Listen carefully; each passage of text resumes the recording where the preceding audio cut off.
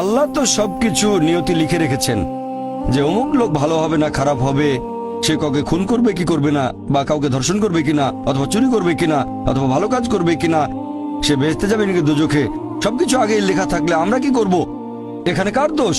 যদি কাউকে খুন করি, আল্লাহ আমার কদরে লিখেছেন, আমি খুন করবো আর করে ফেললাম, এই দোষটা কার? দোষ তো আল্লাহর। তাহলে আমাকে দোজখে পাঠানো হবে কেন? আর এটা খুবই লজিক্যাল প্রশ্ন। এই প্রশ্নের উত্তরে বলবো, আমাদেরকে এই কদর বা নিয়তির ধারণা আগে বুঝতে হবে যে আল্লাহ সুবহানাহু ওয়া তাআলা আগে থেকে লিখে রেখেছেন একটা মানুষ কখন জন্মাবে, তারপরে সে কোন দেশে জন্মাবে, কখন মারা যাবে, কোন দেশে মারা যাবে। আল্লাহ পবিত্র কোরআনে বলেছেন সূরা ইসরা অধ্যায় 17 আয়াত নম্বর 14 যে যখন কোন শিশু জন্ম নেয় তার কর্মগুলো আমি তার গ্রীবালগ্ন করে দিই। একজন মানুষের ব্যাপারে আল্লাহ জানেন সে কি কি করবে, ভালো না খারাপ, সঠিক না বেঠিক, সে বেহেশতে যাবে নাকি দোজখে যাবে। যে ধরেন একটা ক্লাসে একজন টিচার পড়াচ্ছেন 100 জন ছাত্রকে প্রায় 1 বছর ধরে, আর পরীক্ষা শুরুর আগে টিচার অনুমান করলেন যে এই ছাত্রটা এবারের পরীক্ষায় ফার্স্ট হবে, ফার্স্ট ক্লাস ফার্স্ট, এই ছাত্র পাবে সেকেন্ড ক্লাস, এই ছাত্র করবে ফেল। এটা আমি উদাহরণ হিসেবে বলছি। এর কিছুদিন পরে পরীক্ষা হয়ে গেল, প্রথম ছাত্র হলো ফার্স্ট ক্লাস ফার্স্ট, এই ছাত্র সেকেন্ড ক্লাস, আর ওই ছাত্রটা করলো ফেল। এখন আপনাদের প্রশ্ন করি, যে ছাত্র ফেল করেছে সে কি টিচারকে বলবে আপনি বলেছিলেন যে আমি ফেল করব তাই ফেল করেছি? এখানে দোষটা কার? টিচারের নাকি ছাত্রের? কার দোষ?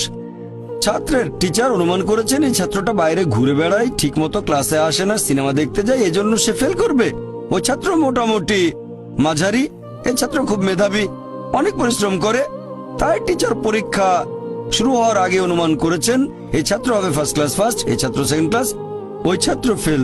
তারপর আসলে ওই ছেলে ফার্স্ট ক্লাস ফার্স্ট, এই ছেলে সেকেন্ড ক্লাস, আর ওই ছাত্র ফেল। টিচার অনুমান করেছেন, তার মানে এই না যে দোষটা টিচারেরই হবে। টিচার সবাইকে পড়িয়েছেন সঠিকভাবে, সমানভাবে। একইভাবে আল্লাহ সুবহানাহু ওয়া তাআলার আছে ইলমে গায়েব, তিনি ভবিষ্যৎ সম্পর্কে জানেন। কিছু জিনিস ঠিক করা আছে যে এই লোকটা জন্মাবে অমুক দেশে, জন্মাবে অমুক দিনে, আর সে মারা যাবে অমুক দেশে অমুক তারিখে, ইত্যাদি ইত্যাদি। তার পরিবেশ ধনী হবে নাকি গরিব হবে, তবে পছন্দটা এখানে আপনার। যেমন ধরেন 12 স্ট্যান্ডার্ড পাস করার পরে অপশন আপনার হয়তো ইঞ্জিনিয়ার হবেন, অথবা ডাক্তার হবেন, বা একজন আইনজীবী। এখানে পছন্দ আপনার, ঠিক করলেন আপনি হবেন ইঞ্জিনিয়ার। এখন আল্লাহ এটা আগে থেকেই জানেন যে 12 স্ট্যান্ডার্ড পাস করার পরে আপনি ইঞ্জিনিয়ার হওয়ার চেষ্টা করবেন, তাই আল্লাহ আগে লিখে রেখেছেন। ব্যাপারটা এমন না যে আল্লাহ লিখে রেখেছেন বলে আপনি বেছে নিচ্ছেন। যেহেতু আপনি এটাই বেছে নেবেন, তাই আল্লাহ আগে লিখে রেখেছেন।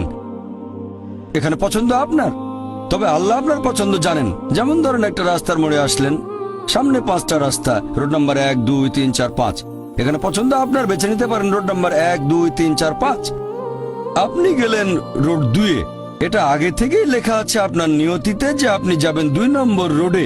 ব্যাপারটা এমন না যে আল্লাহ লিখেছেন বলে আপনি করছেন, যেহেতু আপনি এটাই বেছে নেবেন তাই আল্লাহ আগে লিখে রেখেছেন। তাহলে পছন্দ আপনার। আপনি চাইলে টাকা উপার্জন করতে পারেন ভালো কাজের মাধ্যমে, হালাল উপায়ে, অথবা পারেন চুরি করে হারাম উপায়ে, পছন্দ আপনার। ধরেন চুরি করলেন, এটা আপনার সিদ্ধান্ত, তবে আল্লাহ আগে থেকে জানেন যে এই লোকটা সহজে টাকা পেতে চায় তাই চুরি করবে, তাই আল্লাহ আগে লিখে রেখেছেন যে এই লোকটা 25 বছর বয়সে চুরি করবে। এখানে দোষটা কার? দোষ আসলে আপনার, তবে আল্লাহর আছে ইলমে গায়েব, তাই তিনি আগেই লিখে রেখেছেন। সিদ্ধান্তটা আপনার। আল্লাহ তাআলা মানুষদের দিয়েছেন স্বাধীন ইচ্ছা, আপনি আল্লাহ তাআলাকে দোষ দিতে পারবেন না আপনার পাপের জন্য। যদি আপনি দোজখে যান, যাবেন আপনার পাপ কাজগুলোর জন্য, আর যদি বেহেশতে যান সেটার কারণ হবে আল্লাহ সুবহানাহু ওয়া তাআলার অসীম করুণা।